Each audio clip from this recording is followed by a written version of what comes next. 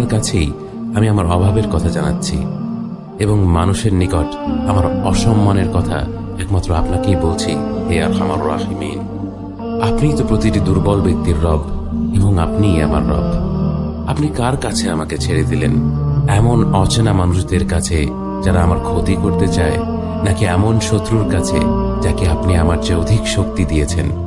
হে আল্লাহ, যদি আপনি আমার উপর রাগ না করে থাকেন তাহলে এর কিছুতে আমার কিছু আসে যায় না, কিন্তু আপনার আশ্রয় পেলে আমার পরিস্থিতি আরেকটু সহনীয় হবে। হে আল্লাহ, আমি আপনার চেহারার নূরের কাছে আশ্রয় চাই, যা সব অন্ধকারকে উজ্জ্বল করে দিয়েছে, যা দুনিয়া এবং আখিরাতের সব বিষয়ের সংশোধক। আল্লাহ, আপনার রাগ এবং অসন্তুষ্টি থেকে আমি রেহাই চাই।